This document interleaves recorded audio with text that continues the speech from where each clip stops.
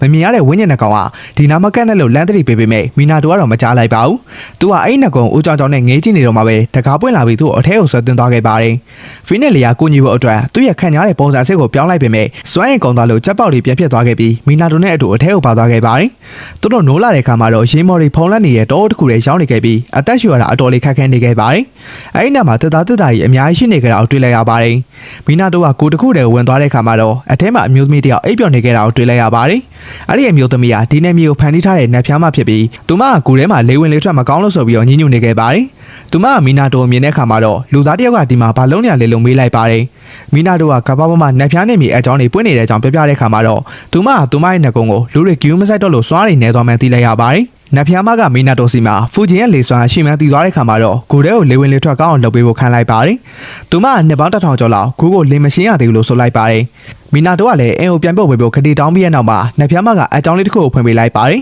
။မီနာတိုကအိမ်ပြန်ရပြီးအမတ်နဲ့ဝမ်းသာသွားခဲ့ပေမဲ့နတ်ဖျားမကတော့ဒါဟာတက်သားတွေကိုအပြင်းပြစ်ဖို့ဖွင့်ပေးရလို့ပြောလိုက်ပါတယ်။ဒါကြောင့်မီနာတိုကဘာမှပြန်မပြောရဲပဲသူ့ရဲ့လေစွမ်းကိုတုံးကတက်သားတွေကိုအပြင်းရအောင်လိုက်ထုတ်ပေးနေခဲ့ရပါတယ်။ဒါဖက်မှလည်းယာမနဲ့သူ့ရဲ့နောက်လိုက်လေးတွေဟာကောင်းကင်မှာပွင့်နေတဲ့နတ်ဖျားနဲ့မြေအကြောင်းတွေကိုလိုက်လံရှင်းလင်းနေခဲ့ကြရပါတယ်။အလုပ်ပြီးသွားတဲ့ခါမှာတော့ယာမကမီနာတိုကဲတင်မှုလိုအပ်တဲ့အကြောင်းသူ့ရဲ့နောက်လိုက်တွေကိုပြပြလိုက်ပါတယ်။စောစောကဖီနစ်ငက်လေကိုညီတောင်းတဲ့အတန်ကိုကြားလိုက်ရတာကြောင့်ပဲဖြစ်ပါတယ်။အဲ့အချိန်မှာမီနာတိုရဲ့အိမ်ဘက်ကိုဦးတည်ပြီးတော့အကြောင်းတွေထပ်မံပွင့်လာခဲ့ပြန်ပါတယ်။ယာမတယောက်လည်းအကုန်လုံးရှင်ဖို့ခက်ခဲနေတဲ့အချိန်မှာပဲရိုင်ဂျင်နဲ့ဖူဂျင်တို့ရောက်လာပြီးသူတို့ရဲ့စွားရည်နဲ့ကူညီပေးခဲ့ကြပါတယ်။ယာမကတော့သူ့ရဲ့ဟင်းရောက်တဲ့တစ်ချက်ထင်းနေတယ်အကြောင်းအများပြားကိုတပြက်နဲ့တည်းဖျက်ဆီးပြလိုက်ပါတယ်။ကိုထဲမှာတော့မီနာတိုကတက်တာတွေအကုန်လုံးကိုအကြောင်းနဲ့ပြစ်ထည့်ပြီးသွားခဲ့ပါတယ်။ဒါပေမဲ့ကိုရီးယားလေတို့ညဉ့်ညံ့နေတဲ့ပြဿနာကကြံနေသေးတာကြောင့်မီနာတိုကသူ့မှာပါလာတဲ့ကက်ဖာရက်တွေကိုတုံးပြီးလေတို့ကိုတန့်စင်ပေးလိုက်ရပါတယ်။လက်ဖျားမအတော်လေးသဘောကျသွားခဲ့ပြီးအဲ့ဒီအရွက်တွေအကြောင်းမေးမြန်းရမှာတော့မီနာတိုကသူ့ချန်နေရမြင့်မြတ်တဲ့အပင်ဖြစ်တဲ့အကြောင်းနဲ့ဒီအရွက်တွေကသူ့အသက်ကိုကဲခဲ့ဘူးတဲ့အကြောင်းရှင်းပြလိုက်ပါတယ်။လက်ဖျားမကလည်းအဲ့ဒီအရွက်တွေကိုလိုချင်တာကြောင့်မီနာတိုကဝမ်းသာအားရပေးလိုက်ပါတယ်